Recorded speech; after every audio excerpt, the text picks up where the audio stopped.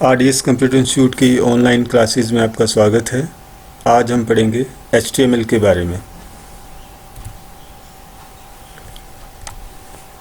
HTML की full form होती है हाइपरटेक्स्ट मार्कअप लैंग्वेज, और ये लैंग्वेज जो है जितने भी हम वेबसाइट्स बनाते हैं ऑलमोस्ट सभी में 99% वेबसाइट्स में HTML का यूज़ होता है। उसके साथ एडिशनल और लैंग्वेजेस हम यूज़ कर सकते हैं, बट HTML एक बेस लैंग्वेज है।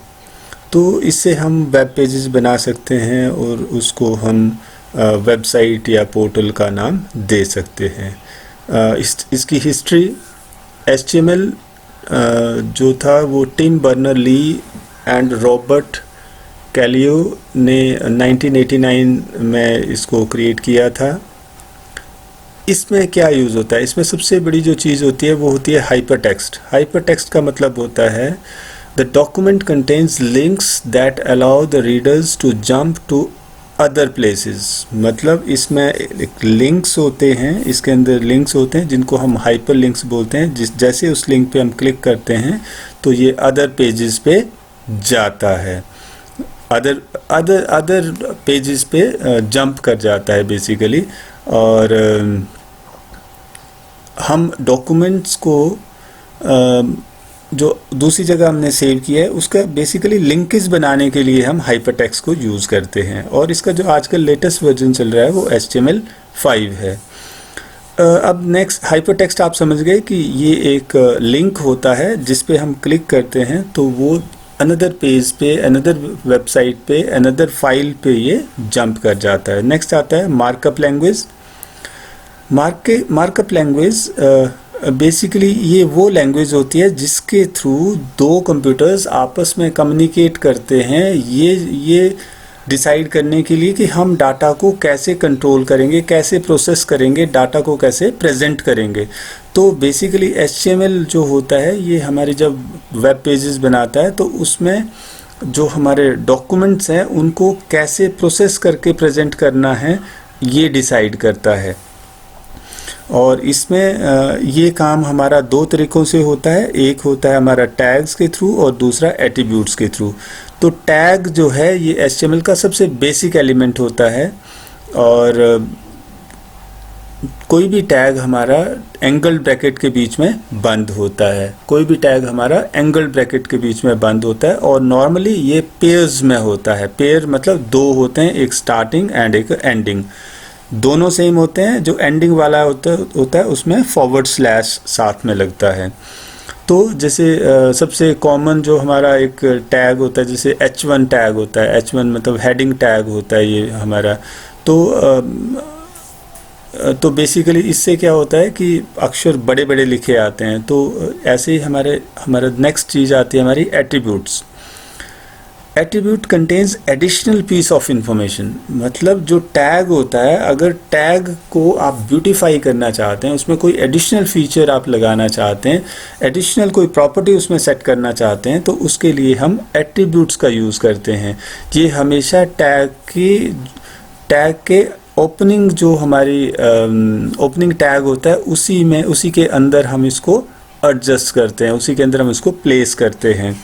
तो यहाँ पे अगर आप एग्जांपल देखेंगे, हमारे पास एक इमेज टैग है img, और उसका जो उसमें हमने एट्रीब्यूट्स लिए हैं src। जैसे src इक्वल टू, और जो भी उसकी वैल्यूज़ होती है उसको हम डबल कोट में लिखते हैं। जैसे mydog.jpg, हम एक mydog.jpg हमारे इसमें एक फ़ाइल है, उसको हम इसमें लगाना चाहते हैं, है ना।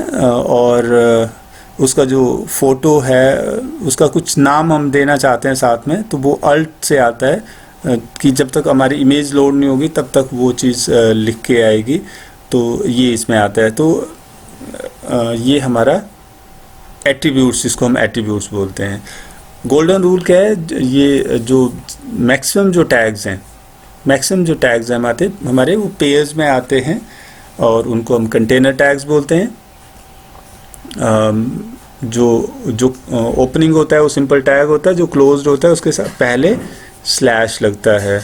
और अगर कई बार हमें ऐसा भी होता है कि टैग्स, मल्टीपल टैग्स हमें एक ही स्टेटमेंट में, एक ही लाइन में हमें मल्टीपल टैग्स हमें यूज़ करने होते हैं, तो उसका प्रिंसिपल ये होता है कि जिस ऑर्डर में आप उसको ओपन करते हैं उसी ऑर्डर में उसको क्लोज भी करना पड़ता है। जैसे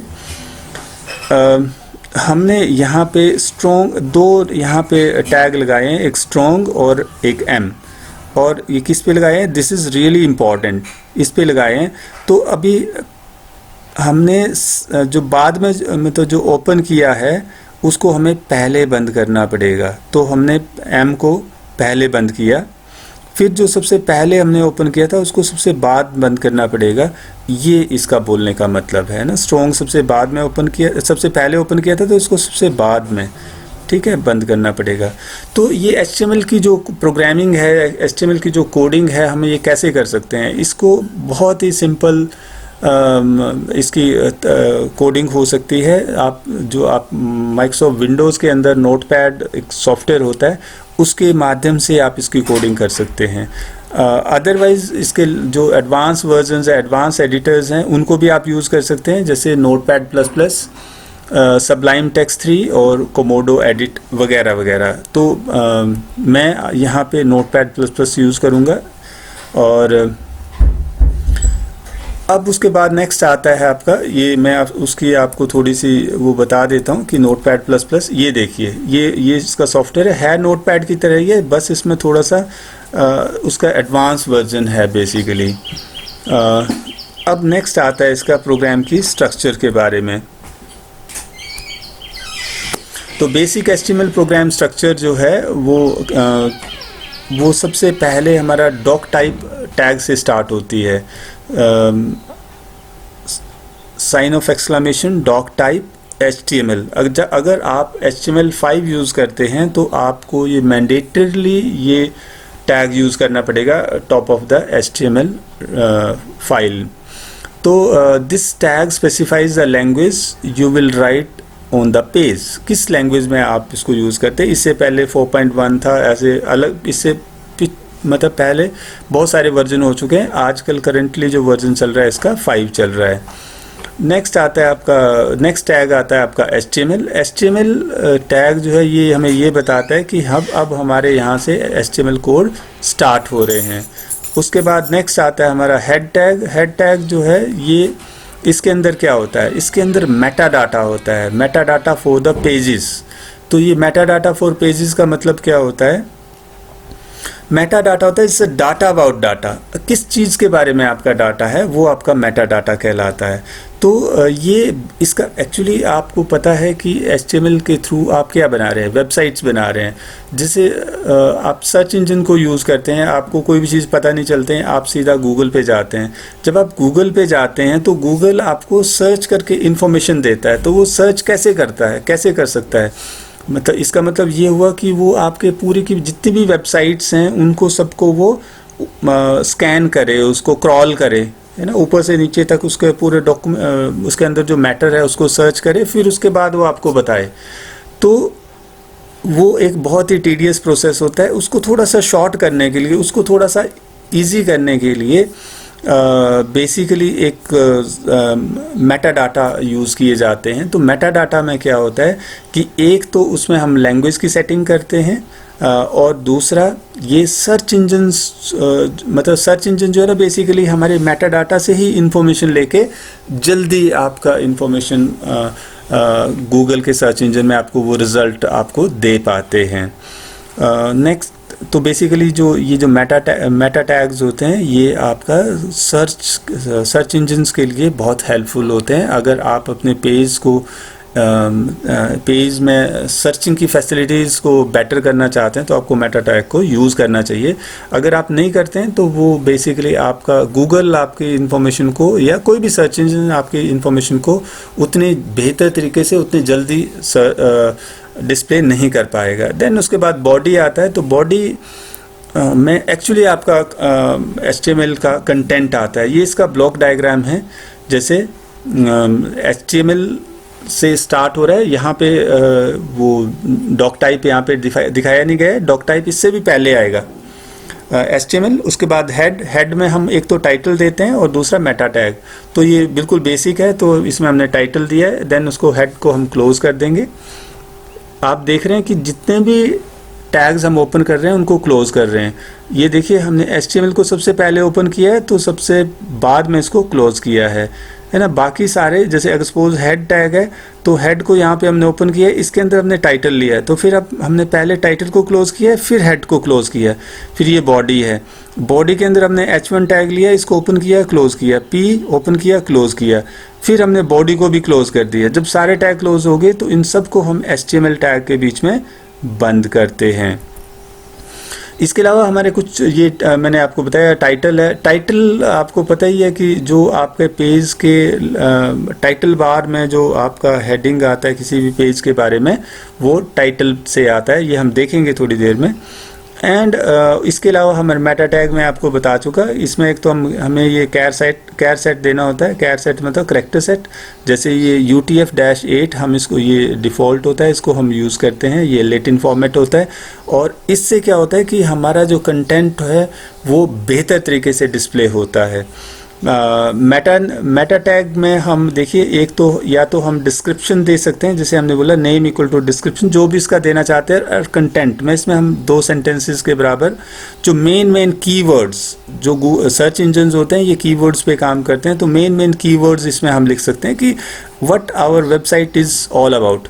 तो ये हमारा कंटेंट से यहाँ पे हमें मिलता है। ये हम इसमें मेटा टैग में इसकी 2 नेम एंड कंटेंट से हम ये चीज़ें दे सकते हैं। एंड इसके अलावा नेक्स्ट आते हैं हमारे इसके एलिमेंट्स जैसे जो भी हम टेक्स्ट लिखते हैं, जो टेक्स्ट लिखते हैं, एक्चुअली जो टेक्स्ट हम लिखते हैं उसको हम कैसे डिस्प्ले करना चाहते हैं। अगर बी टैग के बीच में किसी चीज़ को लिखेंगे तो बोल्ड कर देगा, स्ट्रॉन्ग करेंगे तो आजकल स्ट्रॉन्ग ज़्यादा यूज़ होता है ये HTML5 में। एंड इटैलिक्स हो गया, एम जो है आपका एम्फेसाइज जो उसको देते हैं उसको थोड़ा सा, ये खासकर इमेजेस वगैरह में के कैप्शंस के लिए, कैप्शन मतलब इमेज को नाम देना है तो हम उसके लिए हम यूज़ करते हैं। मार्क जिसको हाईलाइट करने के लिए हम यूज़ करते हैं। स्मॉल उसको थोड़ा श्रिंक कर देता है टेक्स्ट को। स्ट्राइक मतलब उसको स्ट्राइक आउट कर देता है, बीच से एक लाइन लगा देता है। यू अंडरलाइन करता है। इंसर्टेड टेक्स्ट को अगर हम डिस्प्ले करना चाहते हैं तो ये हम यहाँ पे डिस्प्ले कर सकते हैं। और ये सबस्क्रिप्ट बनाता है SUB, और SUP जो है इसको सुपरस्क्रिप्ट, मतलब जैसे x⁴ लिखना है तो हमने SUP टैग जो है वो यूज़ करना है, और अगर जैसे log 10 लिखना है तो हम SUB को यूज़ करेंगे। इसके अलावा हमारे पास कुछ और टैग स्टार्ट हो जाते हैं। उससे पहले हम यहाँ पे देख लेते हैं कि हम इसमें प्रोग्राम कैसे लिख सकते हैं। ये देखिए इसमें सबसे पहले हमने डॉक टाइप HTML हेड ये लिख दिया है। अब यहाँ पे हेड के बीच में हम यहाँ पे टाइटल टैग लिख लेते हैं। एंड जैसे सपोज मैं बोल रहा हूँ this is demo page, and इसको टाइटल को हमें क्या करना पड़ेगा, बंद करना पड़ेगा।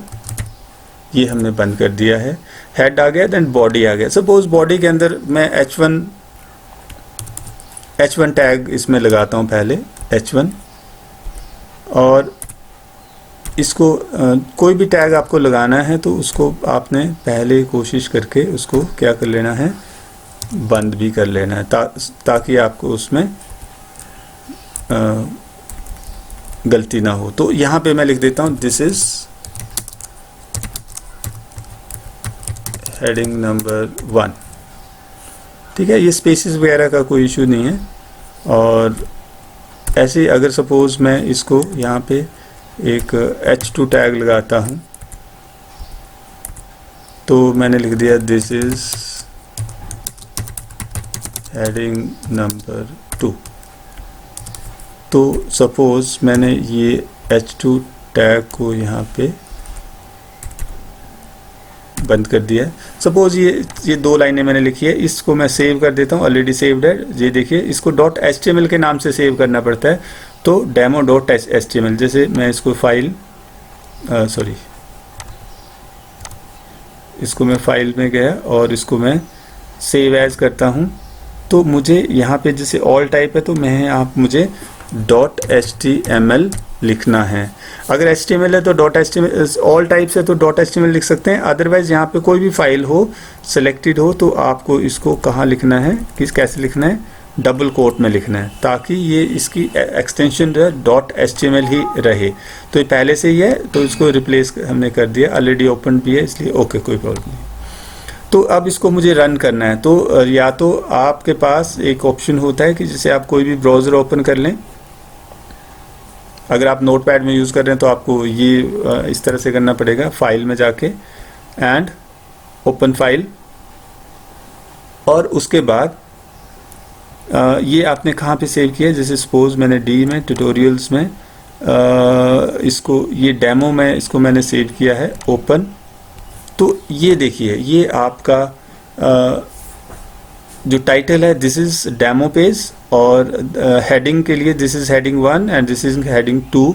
ये H1 ज़्यादा बड़ा आता है, H2 थोड़ा छोटा आता है, इस प्रकार से आपको दिखता रहेगा। और अगर आप ये नोटपैड प्लस प्लस यूज़ करते हैं तो इसको आप यहाँ पे ओपन डिफ़ॉल्ट व्यूअर से भी आप इसको डायरेक्टली जल्दी से ओपन कर सकते हैं। तो ये मैंने आपको वो भी बता दिया कि आप एक्चुअली इसको, अगर आपके पास नोटपैड प्लस प्लस नहीं है, नोटपैड में करते हैं तो आपको इस फाइल में ओपन में जाके उसको ओपन करना है।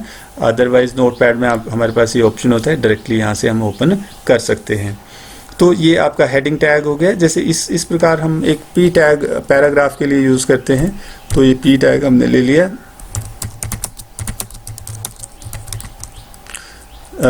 This is our paragraph and we want to see its results on the page। जैसे सपोज, क्योंकि अभी हमारे पास कंटेंट बहुत ज़्यादा नहीं है तो इसको मैं यहाँ पे बंद कर देता हूँ। तो अगर सपोज मैंने पी टैग लगाया, आप यहाँ पे देखें मैंने इसको सेव कर दिया और इसको मैं अपने, चलिए व्यूअर तो हमारा यहाँ ओपन ही है तो इसको मैं रिफ्रेश कर देता हूँ। तो ये देखिए इसने डिफ़ॉल्ट ये पैराग्राफ जो है ये इस प्रकार से इसने इसका कंटेंट ले लिया है, ठीक है। तो जैसे सपोज़ अब इसमें मैं कुछ एट्रीब्यूट लगा देता हूँ, है ना। इसमें कुछ एट्रीब्यूट अगर मुझे लगाना है तो मैं इसको ये बोल देता हूँ, पैराग्राफ के लिए मैं इसको ये बोलता हूँ कि पैराग्राफ में हम क्या वो लगा सकते हैं। जैसे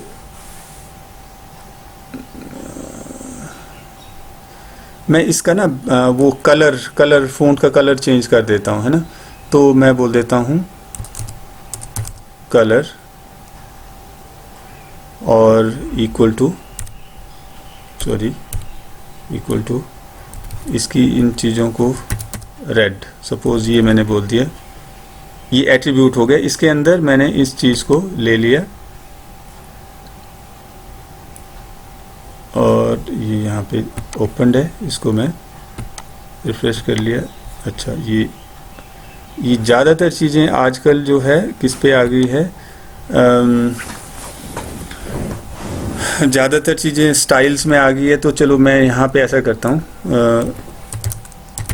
स्टाइल इक्वल टू मैं बोलता हूँ यहाँ पे, इसको डबल कोट में लेना पड़ेगा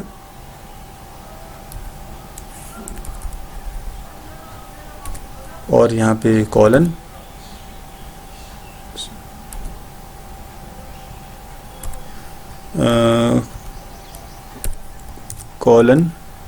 ठीक है। स्टाइल इक्वल टू कलर, ये मैंने इसको रेड बोल दिया, ठीक है। अब इसको मैं यहाँ पे वो करता हूँ तो ये देखिए इसका कलर जो है ये रेड हो गया, ठीक है। तो ज़्यादातर चीज़ें स्टाइल जो है ये स्टाइल्स के थ्रू इसमें होती हैं। तो ये क्या हुआ, ये हमारा एट्रीब्यूट हुआ। अब जैसे सपोज़ हम इमेज की बात कर रहे थे, तो मैं अगर यहाँ पे इमेज टैग लेता हूँ, img टैग होता है और इसमें src इसका एट्रीब्यूट होता है, src इक्वल टू और इसको डबल कोट में इसका सोर्स का पाथ मेरे को लिखना पड़ेगा। यहाँ पे हमने फाइल एक रखी हुई है अपने इसमें, दैट इज़ penguins.jpg। तो मैं इस फाइल को यहाँ पे ले लेता हूँ, penguins penguins.jpg। एंड इसमें जो एक और जो अल्ट करके हमने एक एट्रीब्यूट लिया था, तो उसमें है ना, जैसे सपोज मैं बोल देता हूँ पेंगुइन्स, है ना, ऐसा कुछ दे दिया जब तक अब वो लोड नहीं होता है। ठीक है, इसके अलावा इसमें वैसे चलो अभी मैं इसको ये बाय डिफ़ॉल्ट ले लेता हूँ, और इसको मैं img को बंद कर देता हूँ। ये img हमने बंद कर दिया, तो आप इसको हम सेव करके इसको व्यू कर लेते हैं। ये देखिए ये पेंगुइन्स आपके इसमें आ गई है, इमेज हमने लगा दिया। अब ये इमेज क्योंकि बहुत बड़ा हो रहा है, इसका साइज़ बहुत बड़ा है, तो इसको हम थोड़ा सा छोटा करना चाहते हैं। तो ठीक है, हम इसको छोटा करने के लिए हमारे पास इसमें ये सारे काम, मतलब इमेज तो एक एट्रीब्यूट टैग है बेसिकली, तो इसमें हम इमेज लगा सकते हैं, लेकिन उसको और हम क्या कर सकते हैं, उसके लिए हमें क्या करना पड़ता है, एट्रीब्यूट से हम इसमें इसको ब्यूटीफाई करते हैं या इसमें एडजस्टमेंट करते हैं। तो मैं विड्थ इक्वल टू, सपोज मैं इसको 100 पिक्सल्स की, इसमें पिक्सल्स आप लोगों को पता ही है, हाइट इक्वल टू, ये भी मैं 100 में इसकी लिमिट कर देता हूँ 100 पिक्सल्स की।